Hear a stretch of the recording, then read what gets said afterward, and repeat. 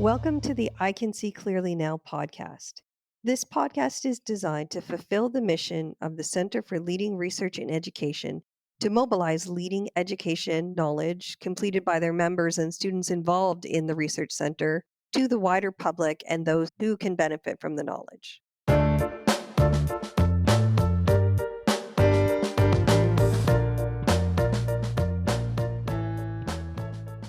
So thank you so much for joining me today. I know we only have part of the Thriving on Campus team to talk about it, and that a large number of people are involved. So I wonder if, Michael, you could introduce yourself and some of the people that were involved in the Thriving on Campus project. Thanks so much for the opportunity, and really glad to be able to talk about the Thriving on Campus project. So I'm Michael Woodford. I use he, him pronouns, and I'm a faculty member with the Faculty of Social Work here at Laurier, and I'm also the principal investigator for the Thriving on Campus project, which actually consists of two projects. A study, which was funded by SSHRC through an Insight grant, and also a Connection grant, which is really focusing on knowledge mobilization. Today, I'm joined by two of my colleagues who've been instrumental to aspects of our project. And I just want to note that really the Thriving on Campus project as an interdisciplinary project has involved many different scholars and collaborators. I love the fact that you're doing the research as well as really putting concerned effort towards mobilizing it so that it benefits the wider world. Eric, did you want to introduce yourself? Sure. My name is Eric Van Giesen.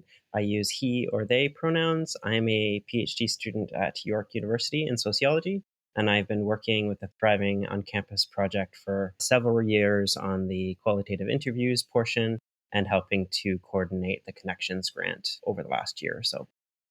Thank you. Thank you for joining us. And finally, Tin, can you please introduce yourself and your role in the project?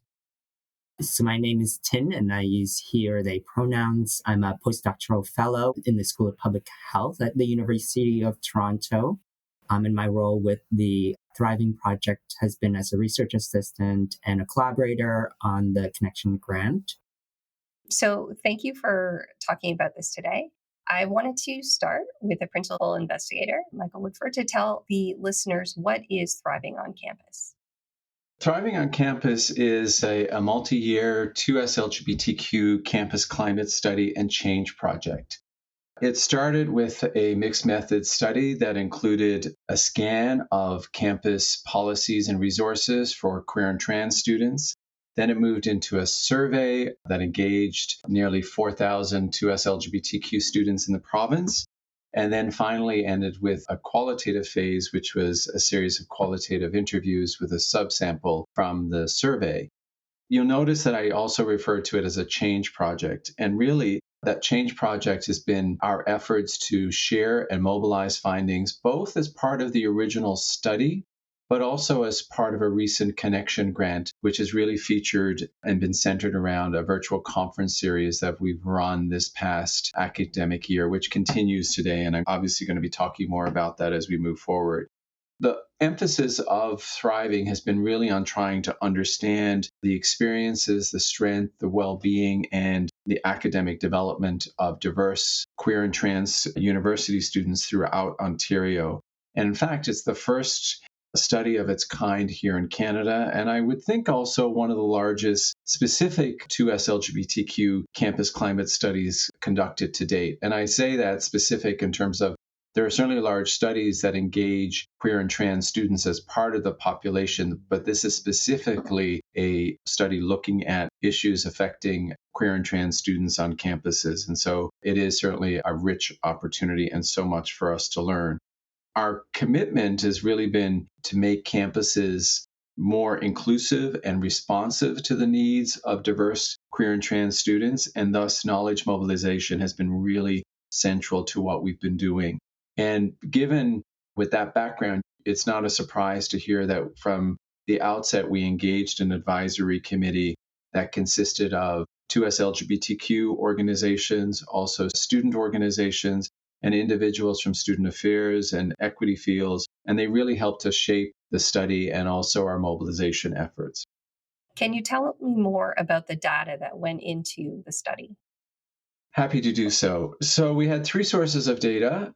The first source was a scan of university policies, resources, and services that are specifically designed for 2S LGBTQ students.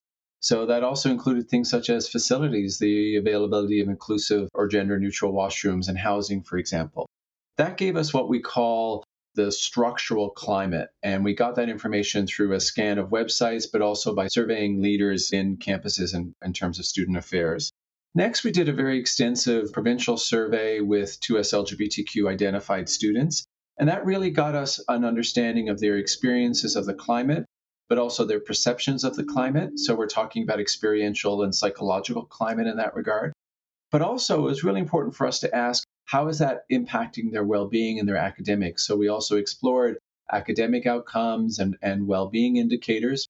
And given the framing of our study, we also wanted to look at things such as social support and connections to community, connections to their campuses, and even their use of resources such as queer and trans student centers, for example.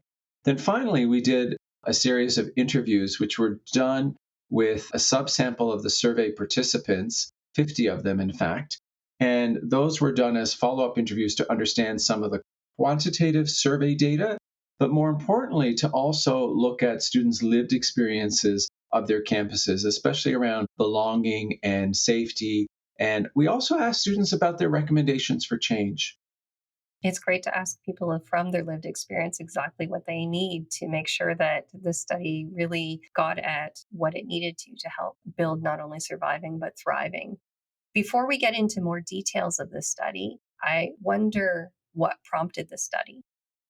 To do so, I'm going to turn it over to my colleague, Simone Colombe, who talked about this in one of our webinars. A lot of research focused on campus climate and 2S LGBTQ plus students has been mostly done in the US. So it's really important to do more research in Ontario and in Canada more broadly. As we see people are experiencing different forms of victimization and negative climate, it seems to have impact on their academic development, outcome, persistence, and engagement. So we need to continue implementing policies and programs addressing victimization and addressing climate on campus. So, first of all, very few queer and trans campus climate studies exist in Canada, and the ones that exist have been done at single institutions. And they have given us a snapshot of the climate, but have not really helped us understand how does it affect students' well-being and what might be some of the factors that we can try to leverage to foster positive outcomes and resilience among students. So certainly, though, in the US, there has been much more attention to the experiences of queer and trans students on university and college campuses. And so we know from that research that 2S LGBT students are marginalized, and those experiences can threaten their well-being and interfere with their academic development. So with this understanding, it was important for us to get a snapshot of what's happening in Canada. Additionally, we wanted to extend the research on 2S LGBTQ campus climate through our project in several ways. First, we wanted research that was going to be emphasizing student strengths and resiliency and trying to understand the factors that might be fostering their well-being and their academic success. So even though some research has been done in this area, there was a lot more work that needed to be conducted, and we took up that challenge through Thriving, including looking at structural factors such as engagement in queer and trans centers on campuses. So looking at some of those aspects was really important to our work. Secondly, previous research has really paid little attention to students' intersecting identities or their positionalities, such as race or disability. And in fact, in some cases, some LGBTQ campus climate studies have not really even looked at gender.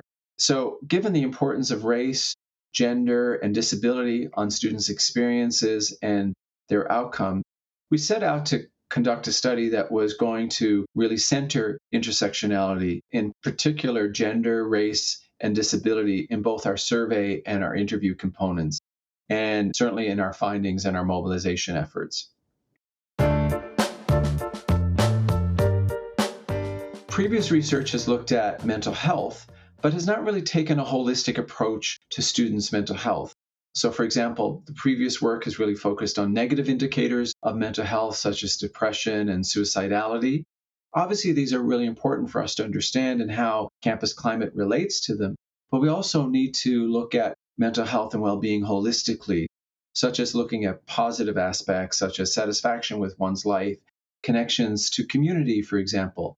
So that framing was really important for us in terms of both mental health and also academic. So we looked at, for example, belonging on campus and academic development, not just academic disengagement, for example. As well, the existing research on campus climate for 2S LGBTQ students has really focused on the negative aspects, so such as microaggressions and experiences of victimization or feeling unsafe on campus. And while that is really important, and that is part of what we're doing or have done through the Thriving Project, as our title of our study suggests, we really wanted to shift the discourse to look more holistically, to look at not just surviving campuses, but also thriving. And so that was part of our framing for the study in terms of both the survey and the interviews. And I would say it was really instrumental in the interviews. And in fact, we asked students to talk about how they understood thriving and what campuses could do to foster thriving and help students flourish on campuses. The Thriving study fills critical gaps in the field of higher education research and practice. As a study of 2S LGBTQIA+ campus climate, it includes multiple institutions of different sizes and types, which is not always the case in studies of campus climate. The Thriving study is therefore very well positioned to support claims about higher education broadly, and not only for a single campus. The diversity and size of the sample of students in the Thriving study is also an important addition to research policy and practice, as the diversity across races, genders, and other key student characteristics allows for a more nuanced exploration of 2S LGBTQIA+ student experiences and outcomes. Finally, the multi-level factors that provide insight that can guide campus implementation of policies and programs to promote student well-being and academic success. The Thriving study is a very rare and important large-scale effort that will benefit higher education in Ontario, Canada, and other nations. Thank you for sharing that quote from one of your collaborators, Chris Wren, about the project filling a critical gap. Conducting a large-scale study that had multiple forms of data in a province-wide scope really builds the information we have in this area and really fills the gap in addressing the experiences on campus. I wonder what the significance of this research is to the participants and what makes this research different than the previous studies in this area. You mentioned that it included intersectionality as part of the research. Are there other things that were instrumental in this project? Certainly, a key aspect of the project is that we've been driven by the principle that to achieve equity on campuses for diverse 2S LGBTQ+ students, we have to understand their experiences and their strengths and what campuses can do to make a difference. And the commitment to knowledge dissemination and specifically mobilization has been quite critical to the overall project, going from the study to the knowledge mobilization stage where we are now.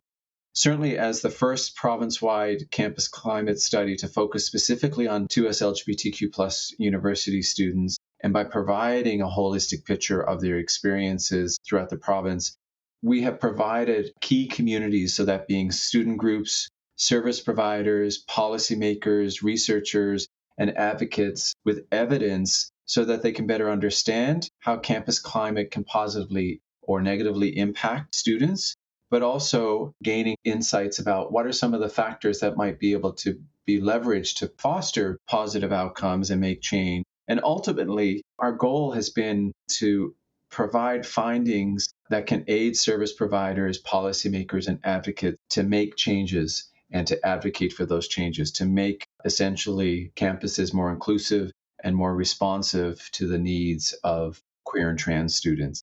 And so certainly our virtual conference series, which took place during the 2022-23 academic year, which is still ongoing, has been really about that making change. So I think in addition to making those contributions to the body of research on 2S LGBTQ campus climate, we've been intentionally action-oriented by focusing on mobilizing our findings in ways to make an impact on the everyday lives of 2S LGBTQ students across the province, and working with our partners, being able to provide them with evidence to make change, including advocacy, has been really a critical goal and an outcome for our project. This work that you're doing has a very deep research component, but also an advocacy and outreach and a dissemination and a way to put the findings into action to make changes in the world. So first, Tell me about the details of the survey and what you learned and what the survey measured. So the survey asked about students' identities, obviously their gender, their sexuality, their race, disability, and many other salient identities. It also looked at aspects of the campus climate, both in terms of the perceptions and their experiences. And for experiences, we looked at microaggressions. We also looked at experiences of victimization and incivility. And as well, we looked at their mental health, their academics, and also sources of support and resilience. So, with respect to support, we asked, for example, about social support, their connections with other 2S LGBTQ students on campus, how many 2S LGBTQ plus staff and faculty they might know, their involvement in and support that they received from 2S LGBTQ student groups, just as some illustrations. Going back to the perceptions of the climate, we developed and tested a new measure that examined different aspects of the perceived climate. This included things such as perceptions of the attitudes and the treatment of LGBTQ people on campuses. It also included things such as pedagogical representation, perceptions of 2S LGBTQ policies, also perceptions of university leadership and commitment to advancing 2S LGBTQ inclusion. Understanding that perceptions of the climate in terms of those different aspects can vary for those who identify as being sexual minorities versus folks who identify as being gender minority. We actually created a trans and LGBTQ versions of this particular measure. So certainly having such a comprehensive scale is quite unique and helps researchers and policymakers to better understand different aspects of the climate and how it relates to student outcomes. And based on our commitment to support change on campuses, we also inquired about things such as students' perceptions of name and gender change policies and practices, the availability of gender inclusive washrooms. So, for example, are there enough of these washrooms on your campus? Are they advertised well? Similarly, we asked about gender inclusive housing. So having that data was really important to get back to our partners on campuses to think about where are some of those moments for change. Similarly, we asked about students' use and their perceptions of general campus services such as recreation and health and wellness centers. And working from a quality improvement stance, documenting how responsive that students found these services was really important, again, to give back to the communities and to universities to think about where might they want to start making some changes. For example, investing in staff training and reviewing policies and resources. Can you explain what you mean by a quality improvement stance? So this was from our advisory committee thinking about the need to have data of how well are we doing. Often we don't collect information specifically from 2S LGBTQ plus students about our services. So what are their perceptions of those services in terms of being responsive to their identities? Are staff knowledgeable about their needs and experiences? Are staff treating them respectfully, for example, and even how satisfied are students with those services? Making sure that your survey tools and your interview tools reflected what you wanted to measure, including the impact of intersectionality on these outcomes, has created an amazing data source that people can use moving forward. That's amazing.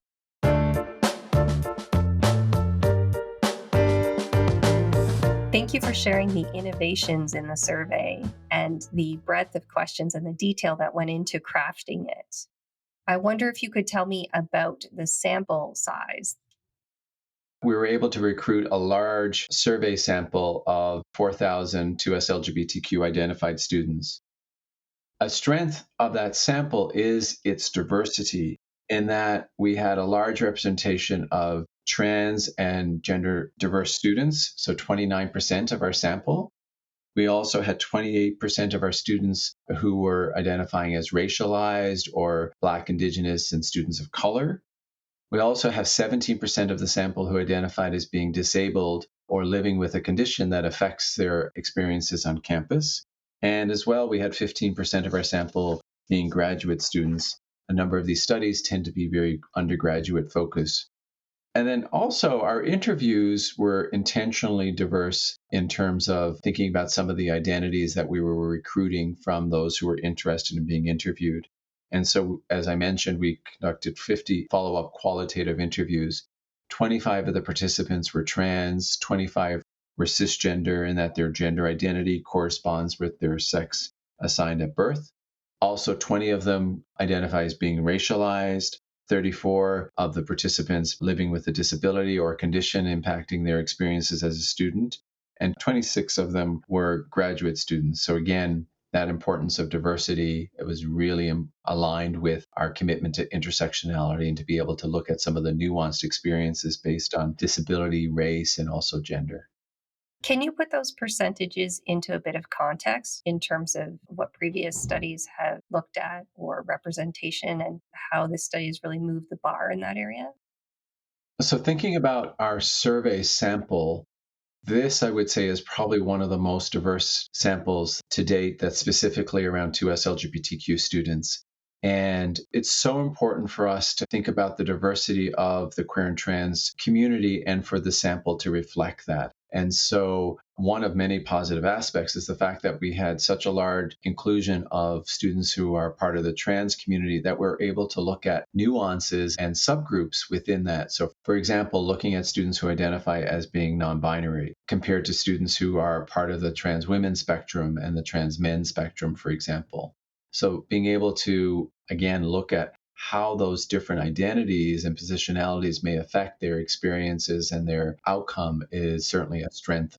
Similarly, with respect to race, sadly, a lot of our previous research has been very white, we're going to say. And so having such racial diversity is, again, another strength of the survey. So, and disability has not really been centered a lot in 2S LGBTQ campus climate research, with some exceptions. That research has been qualitative in nature, and this being able to have such a large sample and being able to think about how disability is impacting students' experiences is also quite a rich contribution to both the research, but also the field and thinking about how do we better support disabled 2S LGBTQ plus students.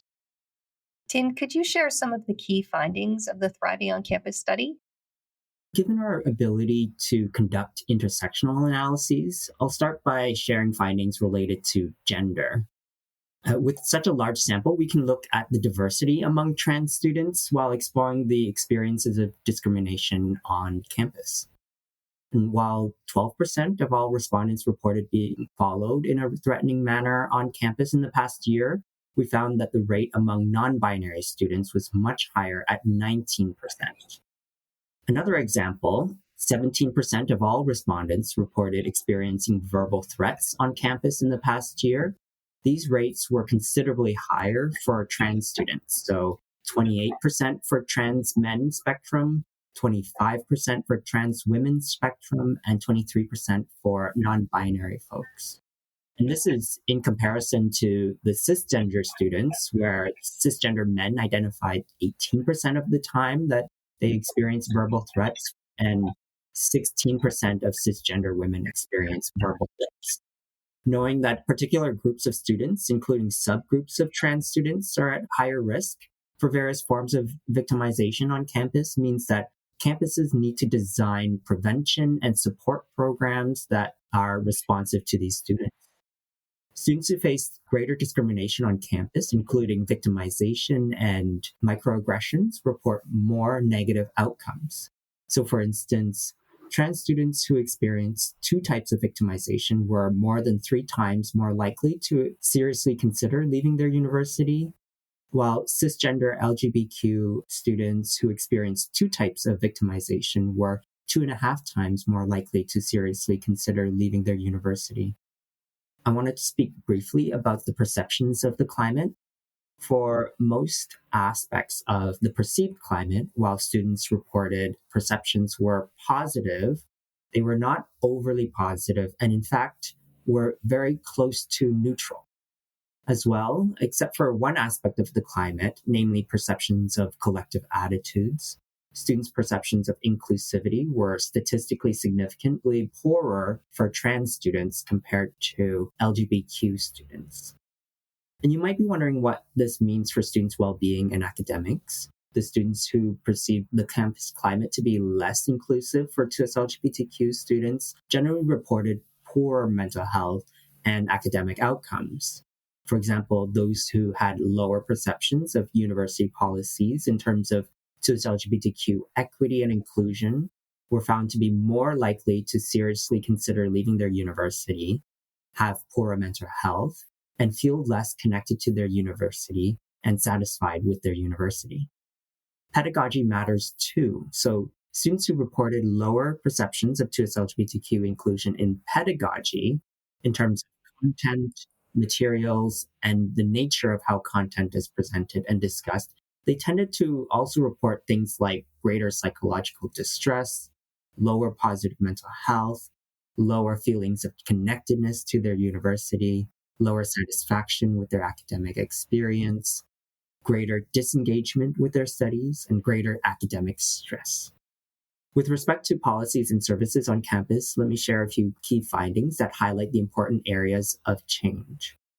About 75% of respondents indicated there needed to be more gender-inclusive washrooms.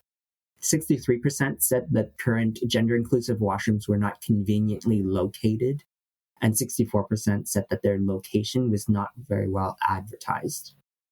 Looking towards the general student services, a relatively large percentage of respondents rated services positively, especially in terms of feeling welcomed and respected. However, there's room for improvement, in particular when delivering services to non-binary students. Across all services, the lowest percentage of respondents tended to agree that staff were knowledgeable about 2S LGBTQ students' needs and were skilled in providing them services. Based on student satisfaction, considerable improvements were needed in medical services, mental health services, and career counseling services. With respect to some of the efforts to foster inclusion, among the trans students who had lived in gender-inclusive housing, they reported really positive experiences. So for instance, 91% found that staff were welcoming and respectful. Thanks for sharing those findings with us, Tin. I wonder if you wanted to share what one of your collaborators, Chris Wren, have said about these findings. Evidence from the Thriving study makes clear that it is incumbent on us as educators and leaders to address barriers to student success that are embedded in post-secondary policies, programs, structures, and curricula. These barriers show up in campus climate and influence student well-being and success. Thank you, Tin, for sharing these survey results and the findings that were revealed in your work. Kristen's comments about how these barriers that you found show up in campus climate is really impactful and can be used very directly in making ways to make change on campuses based on these findings. After completing the surveys, you moved into the interview portion of the Thriving on Campus survey. Eric, can you tell us a little bit more about the interview portion? So the interview portion was a follow-up to the survey stage where 50 2S LGBTQ plus students were selected for semi-structured interviews. Let's hear from one of my colleagues and collaborators, Lauren Monroe, about the interview sample and what the interviews explored. Given the importance of considering a student's myriad identities, we attended to diversity across race, disability, and institutional context. And by institutional context, I mean things like size, urban and rural locations, and academic offerings. So we sampled across those criteria. Now, the interviews covered a range of topics, including day-to-day experiences, the good and the bad, belonging on campus, hopes for the overall student experience, discrimination, community, safe and unsafe spaces, and engagement with 2S LGBTQ plus groups and spaces on campus, to name a few. Some of the key findings from the interviews were that students had varying definitions and expectations of what thriving means, ranging from individual to institutional perspectives. As Lauren Monroe noted, 2S LGBTQ plus students know what they need to thrive. It was important that we made space within the interviews for students to share their own definitions of thriving, which we can then use to offer institutions opportunities to meaningfully support and collaborate with 2S LGBTQ plus students. so we drew a lot on the interview data for two of the community reports that we'll talk about shortly, namely the report that addressed the experiences of Black, Indigenous, and other students of color, and another one that focused on disabled students' experiences. Returning to the findings from the Thriving on Campus interviews, I want to share what BIPOC or racialized students offered by turning to my colleague Tin, who was a part of the BIPOC working group. For BIPOC students, holistic support toward flourishing or thriving included feeling safe and able to express their full personhood beyond a specific identity. So, for example, beyond being a 2S LGBTQ person or a student. Holistic support would require an integrated intersectional campus experience, including representation of diverse identities among faculty and staff, as well as students. And these key components were seen as necessary for students to thrive, and that is to move beyond basic survival and safety to truly grow and flourish. BIPOC students say that acceptance and inclusion would result from intersectional approaches embedded in all curricular activities and social opportunities for students. And this would include discussions of gender and sexuality across all courses and all subjects. And this intentional intersectional approach would also involve social opportunities across campus spaces that are queer and trans friendly, not solely within 2S LGBTQ specific social groups. And participants discussed the importance of including the voices of diverse students in meaningful ways when making policies and in other decision-making processes. Thank you, Tin and Eric, for sharing the findings from the interviews as part of the Thriving on Campus study.